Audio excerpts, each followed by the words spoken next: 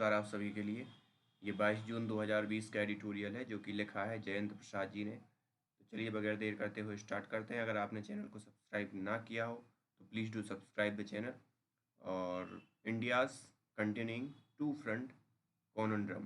कॉनन्ड्रम का मतलब होता है पहेली, पहेली कोई पजल टाइप की चीज़। तो ये कॉनन्ड्रम है, इसको आप अंडरलाइन कर सकते हो या आप पढ़ ही सुन ही लो बस। तो India is continuing to front conundrum. दो फ्रंट मतलब दो तरफ से पहेली हो रही है, या दो तरफ की पहेली इंडिया को क्या करना है, सुलझाना है। Since 1959 when India China relationship sharply deteriorated, जब 1959 में जब इंडिया और चाइना के जो रिलेशंस थे या जो संबंध थे वो तेजी से क्या हो रहे थे, क्षय हो रहे थे। डिट्यूरेटेड मतलब क्षय होना। India has known that it has two geopolitical adversaries. और इंडिया जान चुका था किसको, दो जियोपॉलिटिकल, जियोपॉलिटिकल यानी भू राजनीतिक, एडवर्सरी मतलब विरोधी। तो दो विरोधियों को पहचान चुका था कंसर्निंग चाइना एंड पाकिस्तान, जो चाइना और पाकिस्तान थे। The American academician Professor Wayne Wilcox of Columbia University famously stated in an article, Survival, that India has to hedge all bets and cover all contingencies। यहाँ पर हैज का मतलब होता है बचाव, वेट का मतलब होता है दाव लगाना, और कंटेंजेंसी का मतलब आकस्मिकताएं या जो भी आपको आश्चर्यजनक करने देने वाली परिस्थितियां। तो क्या बोला इन्होंने, अमेरिका के जो अकेडमियन थे प्रोफेसर वैन बिलकॉक्स, उन्होंने कोलंबिया यूनिवर्सिटी से थे। उन्होंने अपने एक आर्टिकल का नाम क्या था, सर्वाइवल, उसमें उन्होंने कहा था कि इंडिया को अपना बचाव करना चाहिए, या दाव लगाना चाहिए बचाव के लिए पूरे के पूरी जो आकस्मिकताएं हैं उनसे। Recently India chief of army staff general Manoj Mukund Naravane researchingly said in May at the Institute for Defense Studies and Analysis that the Indian Army remain alive to a two front war। और अभी जो हमारे मनोज मुकुंद नरावने हैं, आर्मी स्टाफ के जो head हैं, उन्होंने फिर से बोला है ये मई में किसी इंस्टीट्यूट में, defence studies, institute of for defence studies में बोलते हुए या वहाँ भाषण दे रहे थे, तो उन्होंने ये कहा कि इंडियन आर्मी दोनों फ्रंट वॉर के लिए तैयार है, पाकिस्तान और चाइना को ध्यान में रखते हुए तैयार है। अलाइव मतलब जीवित है, टू फ्रंट मतलब दो फ्रंट की वॉर। रीअश्योरिंगली मतलब फिर से, मतलब रीअश्योर करना या फिर से ढांढस बंधाना या फिर से दोहराना। अब यहाँ पे strategy and two wars. Whenever India has forgotten, जब भी इंडिया ये भूलता है, क्या भूलता है, फॉरगेटन मतलब भूलता है, हैज़ मतलब जो का भूलता है, सीधी सी बात। वेन एवर मतलब जब भी, that it has to antagonist, antagonist मतलब होता है विरोधी, इट हैज़ टू एंटागोनिस्ट मतलब इसके पास दो विरोधी है, and let it's guard down, वो अपने गार्ड को क्या बोलता है कि चलो इनको जाने दो, it has paid dearly for it, और ये मतलब उसे हमेशा उसकी कीमत चुकानी पड़ी है। डियरली का मतलब बहुत बड़ी कीमत चुकानी पड़ी है। यहाँ पर डियरली का मतलब अलग भी हो सकता है, नरमी से भी आप ले सकते हो, लेकिन यहाँ इस कॉन्टेक्स्ट में क्या है, इसका डियरली का मतलब है तो उसे बहुत बड़ी कीमत चुकानी पड़ी है। Conversely, when ever India has accounted for prospect, conversely मतलब इसके विपरीत, जब भी India has accounted for prospect of possible threat from both quarters, और जब भी इंडिया ने ये सोचा है कि दोनों जगह से हमें थ्रेट होगी, तब इट हैज़ डन वेल, उसने बहुत अच्छा भी किया है। The two obvious example are 1962 and 1971 war, और यहाँ के दो बहुत बड़े अच्छे एग्जाम्पल है। 1962 वॉर जिसमें हमने चाइना को नज़रअंदाज किया था, और 1971 की जो वॉर थी जिसमें बांग्लादेश को अलग किया था, उसमें इंदिरा गांधी ने चाइना के लिए क्या कर लिया था, इंक्लूड कर लिया था, या उसकी थ्रेट को भांप लिया था। In 1962, Indira, in India's Prime Minister, Jawaharlal Nehru and Defense Minister V.K. Krishna Menon had both believed that had मतलब बिलीव कर चुके थे। किस चीज़ पे बिलीव कर चुके थे? कौन कौन? जवाहरलाल नेहरू और वी के कृष्णा मेनन दोनों ही बिलीव कर चुके थे। किस चीज़ पे? That threat of India security came principally from Pakistan. उन्होंने ये बिलीव कर चुके थे कि जो सैद्धांतिक रूप से, प्रिंसिपली मतलब सैद्धांतिक रूप से जो थ्रेट है या धमकी है या जो खतरा है वो किसकी तरफ से आएगा? पाकिस्तान की। चाइना को उन्होंने क्या कर दिया था? नज़रअंदाज कर दिया था। In 1971, Prime Minister Indira Gandhi took account of possible Chinese move in support of Pakistan। और इन्होंने जो प्राइम मिनिस्टर जो हमारी इंदिरा गांधी थी 1971 में, उन्होंने चाइना के जो मूव था उसको पहचान गई थी, भाप गई थी कि वो सपोर्ट में आ सकता है पाकिस्तान के। इस रीजन से उन्होंने क्या किया? India therefore took out an insurance policy in form of treaty of peace, friendship and cooperation between government of India and government of the Union Soviet Socialist Republic। और उस समय इन्होंने फिर क्या किया? यूएसएसआर उस समय का या वर्तमान का रसिया, उससे इन्होंने हाथ मिला लिया और उसको अपने सपोर्ट में बुला लिया। This mistake made earlier is instructive today. और जो मिस्टेक पहले हुई हैं वो अभी हमारे लिए क्या शिक्षाप्रद हो सकती हैं या शिक्षाप्रद हैं। There has been an obsession concerning the threat from Pakistan. Obsession मतलब जुनून। Concerning the threat of Pakistan together with degree of complacency. China के साथ हम क्या कर रहे हैं? मतलब कॉम्प्लीसेंसी मतलब शालीनता, कॉम्प्लीसेंसी मतलब शालीनता। In part because of the recent instance of in Depsang Chumar and Doklam were defuse. और उसी के साथ साथ क्या हुआ? हमने जो स्टैंड ऑफ था देपसोंग का, चूमार का और डोकलाम का, उसे हमने क्या कर दिया? नेस्तनाबूद या उसे ख़त्म कर दिया है। वो स्टैंड ऑफ खत्म हो गया है। The interaction between Prime Minister Narendra Modi and President Xi Jinping at Wuhan and Mamallapuram, Tamil Nadu, October 2019, further blindsided those involved in foreign and security policy planning in New Delhi। वो मतलब इन दोनों के बीच जो मुलाकात हुई थी Wuhan 2018 में, 2019 में यहाँ पे तमिलनाडु में, वो फर्दर क्या है? ब्लाइंड साइडेड है, उसका कोई मतलब नहीं है। और जिसकी सिक्योरिटी और पॉलिसी प्लानिंग दिल्ली की शामिल थी या दिल्ली का दिमाग शामिल था। सीधी सी बात है, दिल्ली वाले लोग शामिल थे। दिल्ली वाले मतलब हमारी सरकार शामिल थी। तो फिर क्या हुआ उस चीज़ का? The lesson of 1962 in India China interaction leading up to the 1962 China-India War, India had demonstrated friend lines without reciprocity and firmness without force।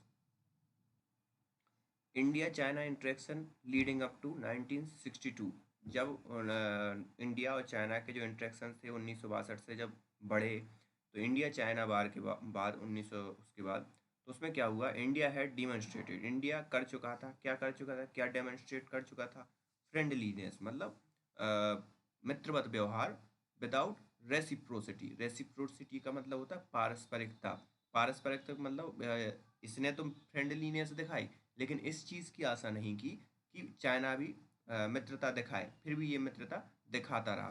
Firmness without force, दृढ़ता दिखाई लेकिन उसमें कोई ताकत नहीं दिखाई। Despite deteriorating India China relations in the late 1950, neither Nehru nor Krishna Menon had contemplated a war between two countries।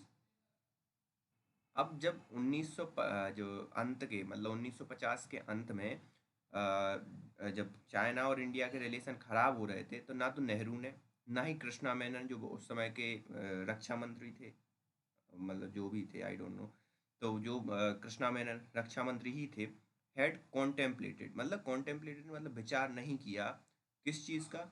कि war between two country, कि दो कंट्री के बिटवीन वॉर हो सकती है।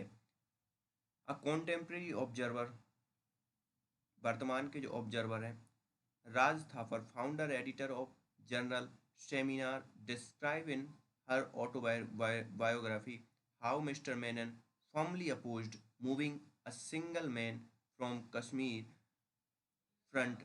So convinced was he that Pakistan would attack at any opportune moment.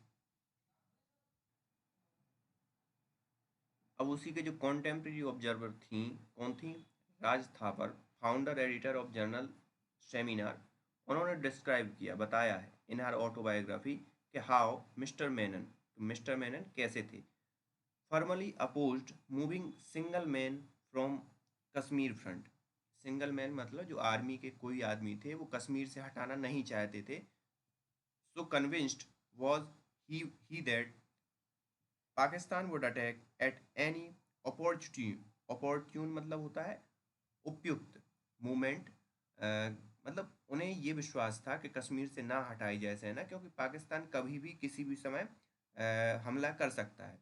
C road that, उन्होंने लिखा, it was his immutable अम्यूटेबल अम्यूटेबल मतलब होता है अपरिवर्तनीय, मतलब जिसे परिवर्तन नहीं किया जा सकता, मतलब ठोस ठोस बिलीव, मतलब इस बात पे वो अड़ग रहे हैं, अड़ग बिलीव। तो immutable believe that Pakistan was the threat not China, Pakistan ही थ्रेट था, ना कि चाइना थ्रेट था। और Krishna Menon could go any length to convinced other of this point of view. अब उनके इस पॉइंट को प्रूव करने के लिए वो कितने ही कुछ भी कर सकते थे, या कई तर्क या बेतर्क जो भी हैं वो दे सकते थे, वो कितनी ही बड़ी लेंथ के, वो कितने ही बड़े पॉइंट पेश कर सकते थे।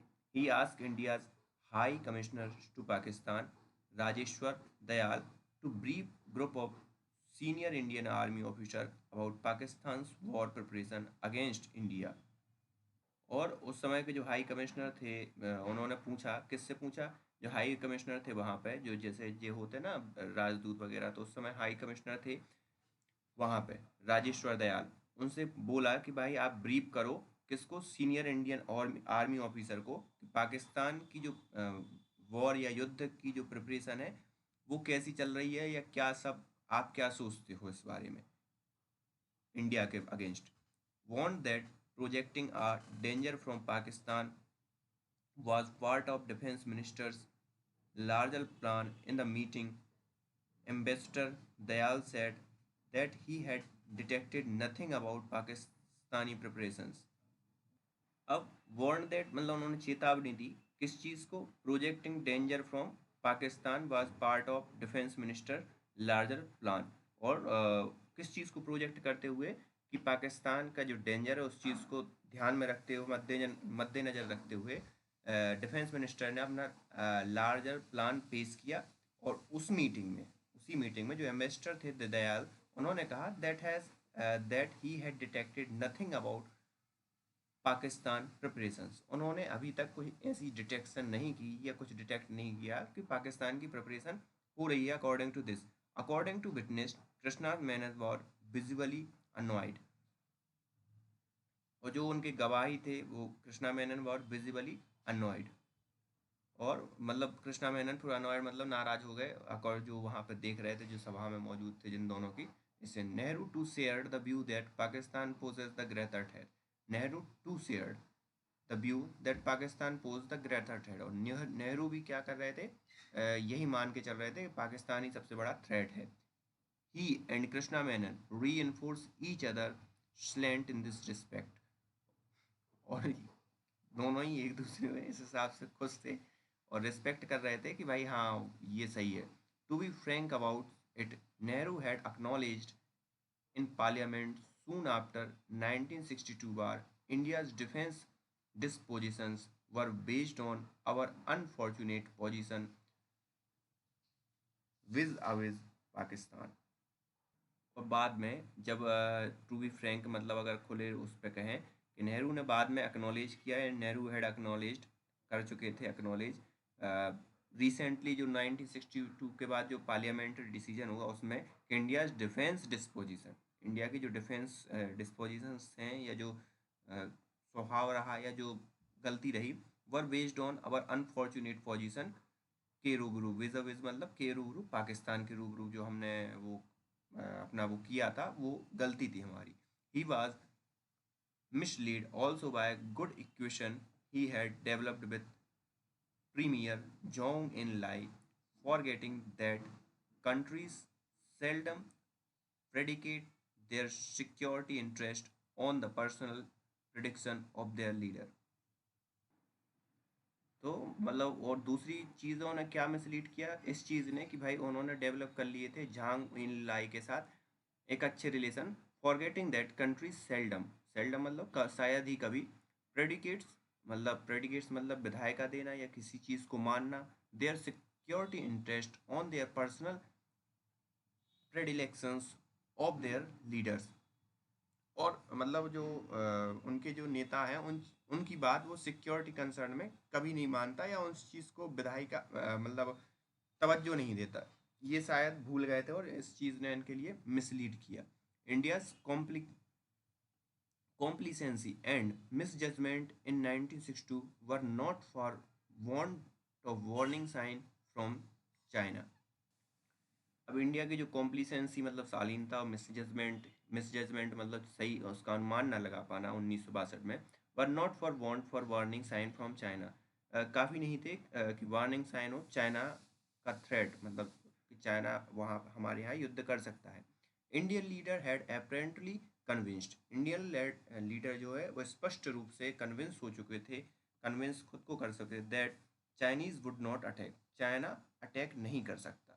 मतलब अब आपको जब उसी हिसाब से तो आप उसी हिसाब से चीज़ों को सोचने लगते हो। इंडीड, वास्तव में it was Nehru who told Krishna, उन्होंने कृष्णा से मेनन से कहा कि Indian chief of army staff that he had reliable information that Chinese forces would not offer resistance if there was show of forces from India।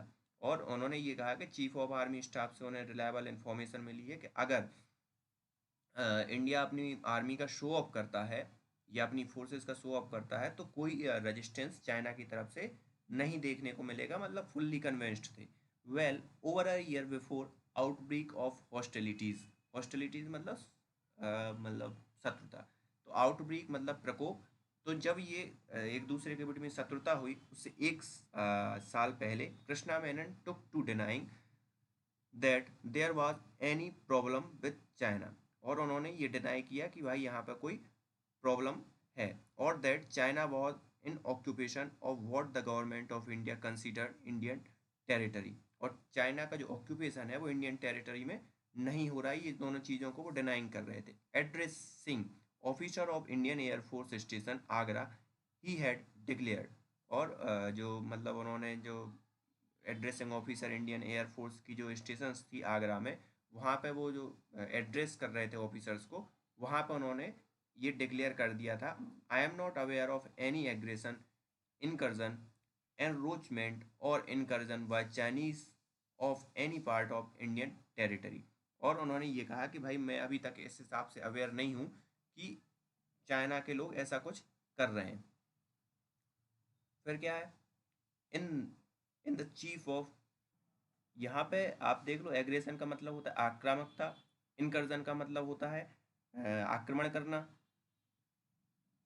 N N encroachment का मतलब होता है अतिक्रमण करना, और इंट्रूजन का मतलब होता है घुसपैठ करना। तो ये आई होप यू आप समझ गए होंगे। The then Chief of Army Staff General P.N. Thapar had told Krishna Menon that the Indian Army did not have the necessary strength to evict the Chinese from their post। अब उन्होंने जो उस समय के वर्तमान वो थे chief of army staff general PN. Thapar, उन्होंने कृष्णा से कहा कि भाई अविक्ट मतलब बेदखल करना, तो इतनी वो चीज़ें नहीं है मतलब इंडियन आर्मी के पास कि वो बेदखल कर पाए चाइनीज़ आर्मी को। With the troop deployment of 6 Chinese soldiers to 1 Indian, the Indian army could have been facing an adventure. अब मतलब 6 चाइनीज ट्रूप पे एक इंडियन आर्मी है, तो वहाँ पर क्या एडवेंचर मतलब बहुत साहसिक परिस्थिति या ऐसी स्थिति बन सकती है अगर कुछ ऐसी प्लस माइनस की कंडीशन हुई। तो उन्होंने कहा कृष्णा मेनन से, Krishna Menon reassured him that Chinese deputy premier Chen इंग had told him that China would never fight India over the border issue. और कृष्णा मेनन ने कहा कि भाई ये चाइना के जो डिप्टी प्रीमियर चेन इंग थे, उन्होंने उनसे कहा है कि चाइना कभी फाइट नहीं करेगा इंडिया के ऊपर बॉर्डर इशू को लेकर. General Thapar had wanted to share his misgiving with Prime Minister Nehru, but was dissuaded by the cabinet secretary on the ground that Nehru might consider that General Thapar was afraid to fight. अब जो थापर थे, general Thapar, उन्होंने अपनी जो मिसगिविंग्स थी या जो गलतफहमी थी वो प्राइम मिनिस्टर नेहरू के साथ शेयर करने की बात कही. बट डिस्यूटेड मतलब अगेंस्ट में जब कोई चीज़ बोली जाए तो डिस्यूटेड मतलब उनको राजी परस्यूड कर दिया. परस्यूड करना गलत चीज़ों के लिए, तो उन चीज़ों से मिलके बनाया disputed by Chinese cabinet secretary on ground that Nehru might consider that general Thapar was afraid to fight. और उन्होंने इस चीज़ से नेहरू से नहीं मिलने दिया और उन्होंने कहा कि जनरल थापर युद्ध को लेकर चिंताग्रस्त हैं, सो वो चिंता ना करें कि वो फाइट होगी, और इस हिसाब से वो नेहरू नहीं मिले. Later when prominent Indian journalist checked front from Menon whether general Thapar had brought up his concern, Krishna Menon had replied with an acid tongue that toothless old woman, he did not know how to fight a war. फिर बाद में एक prominent journalist ने उसने पूछा कि जो हमारे थापर हैं उन्होंने अपनी कंसर्न दिखाए हैं, कि आपको कंसर्न के बारे में बताया है क्या. तो कृष्णा मेनन एकदम गुस्से हो गए. उन्होंने रिप्लाई दिया, लेकिन ऐसे टंग मतलब गुस्से वाली उससे उन्होंने रिप्लाई दिया और कहा कि टूथलेस ओल्ड वुमेन मतलब जिसके वुमेन के दांत नहीं है, he did not know how to fight a war, वो यह नहीं जानती है कि फाइट कैसे की जाती है, युद्ध कैसे लड़ा जाता है. Full aggression. On October 20 1962 the people's liberation army struck simultaneously all along China India frontier, a move smacking of long preparation. फिर क्या हुआ, चाइना इंडिया के बॉर्डर के मतलब चारों तरफ स्टक होकर खड़ी हो गई people's army. Move smacking of long preparation.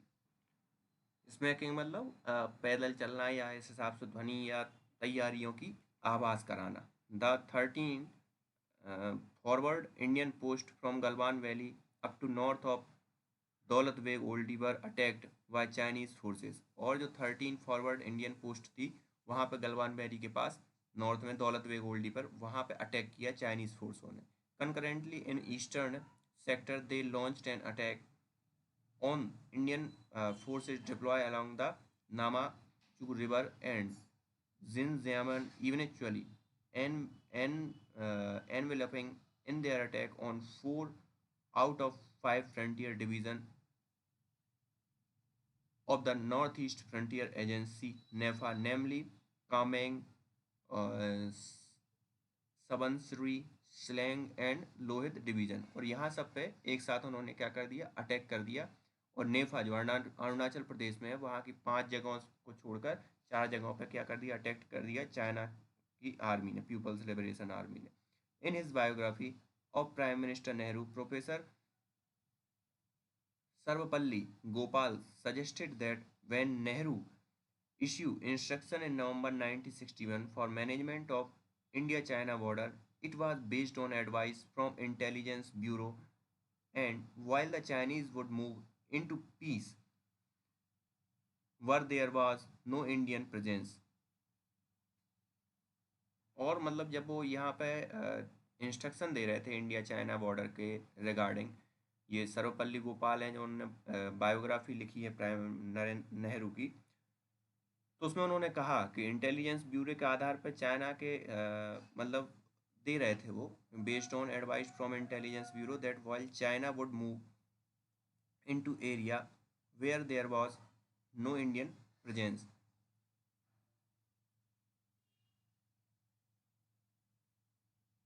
they would keep away where Indian personnel had established themselves.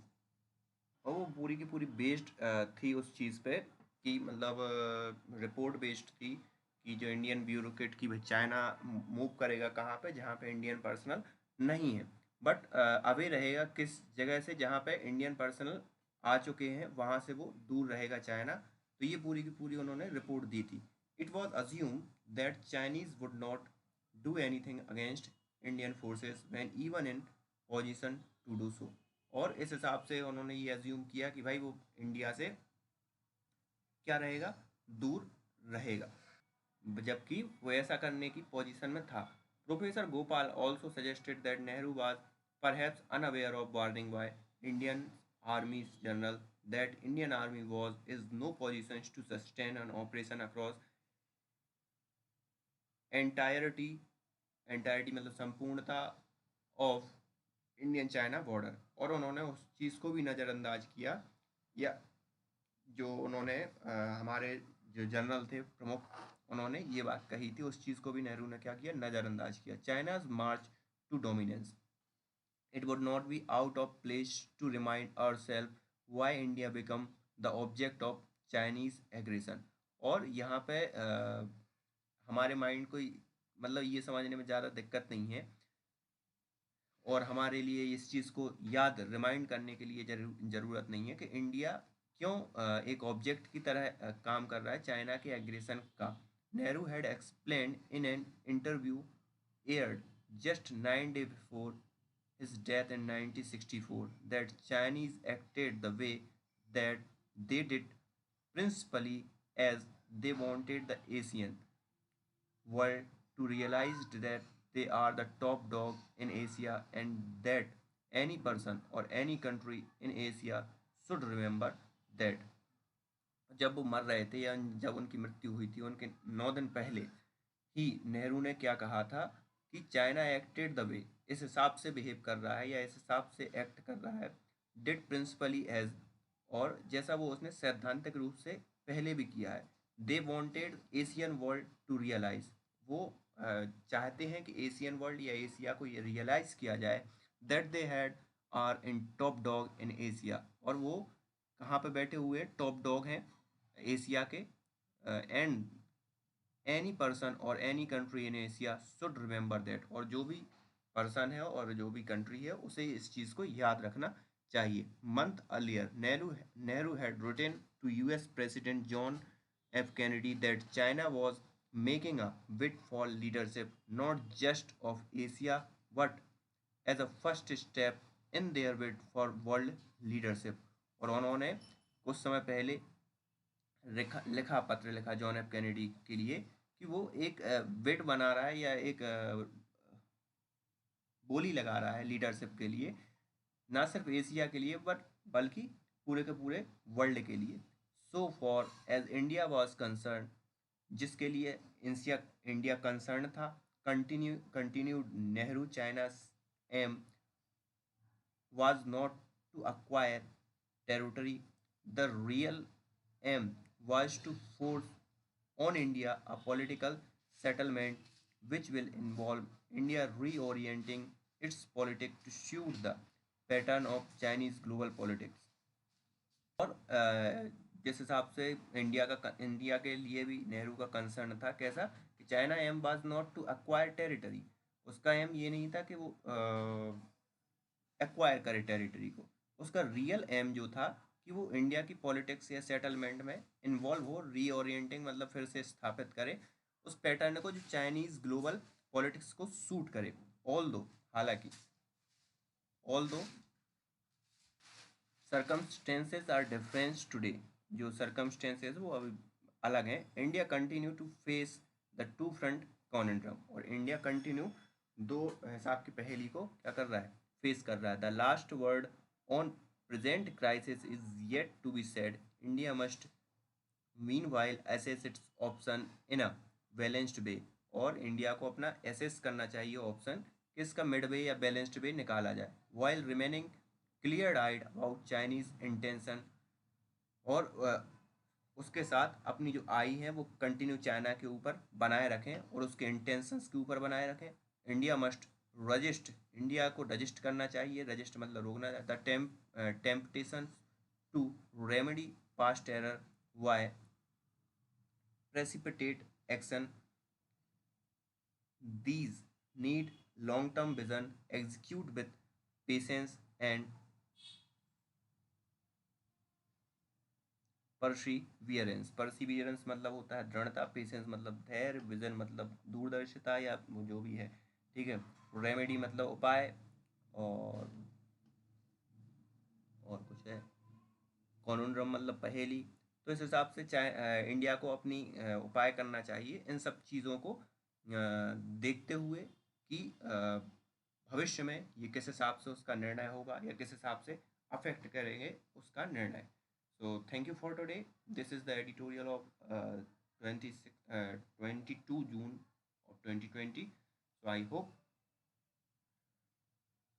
आप सब्सक्राइब करेंगे। Thank you.